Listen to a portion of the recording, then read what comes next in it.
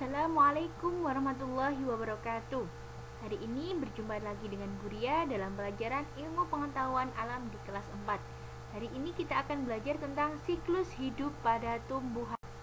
Baik, silahkan disimak baik-baik pembahasan dari Buria tentang siklus hidup tumbuhan. Siklus hidup tumbuhan dimulai dari biji.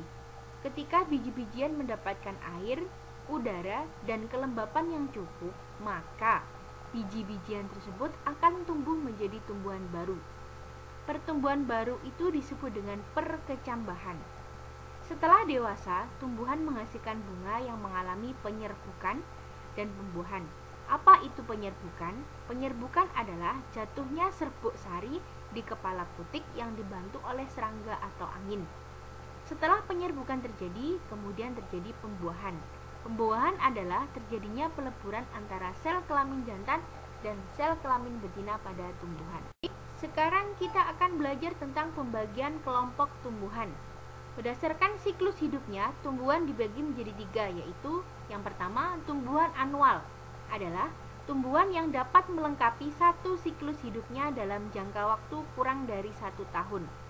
Siklus tumbuhan ini dimulai dari biji, kemudian bunga, kemudian buah, kemudian berbiji lagi, kemudian mati. Contohnya ada padi, jagung, gandum, pisang. Yang kedua, tumbuhan bienal, yaitu tumbuhan yang mampu melengkapi siklus hidupnya dalam 2 tahun. Pada tahun pertama mengalami pertumbuhan vegetatif, sedangkan pada tahun kedua mengalami pertumbuhan generatif. Contohnya seperti lobak atau wortel.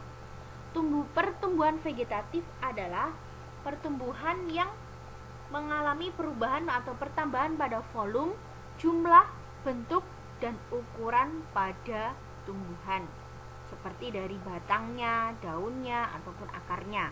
Sedangkan pertumbuhan generatif itu pertumbuhan secara kawin seperti konjugasi, isogami, ataupun penyerbukan.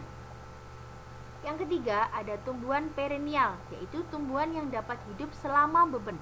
Setiap tahun mereka menghasilkan buah dan biji. Contohnya mangga, jambu, dan palem.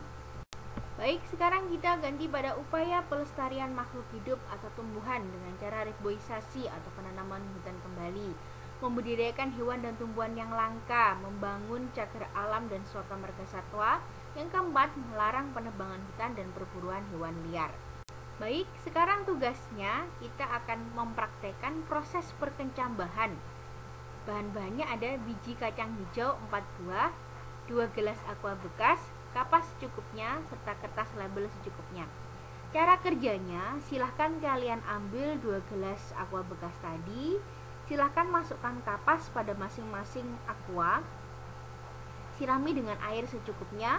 Kemudian letakkan 2 buah biji kacang hijau pada masing-masing aqua bekas tadi. Silahkan kalian tempel kertas label pada aqua tersebut, gelap dan terang.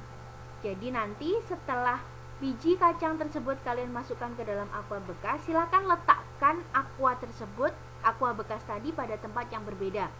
Pada tempat yang gelap, yang tidak terkena sinar matahari, dan yang kedua di tempat yang terang, tempat yang terkena sinar matahari yang cukup. Kita akan mengamati proses perkecambahan dengan bantuan matahari secara cukup dan secara tidak cukup. Buria beri waktu 1 minggu, jadi di Senin depan silahkan dikumpulkan berupa foto perkecambahan atau praktek perkecambahan kalian. Jika ada yang ditanyakan atau belum dipahami, silakan bisa japri ke Buria atau bisa bertanya di grup paguyuban kelas 4. Alhamdulillah, selesai sudah materi IPA hari ini. Semoga bermanfaat. Silahkan dikerjakan tugasnya. Tetap jaga kesehatan semuanya. Buria akhiri. Assalamualaikum warahmatullahi wabarakatuh.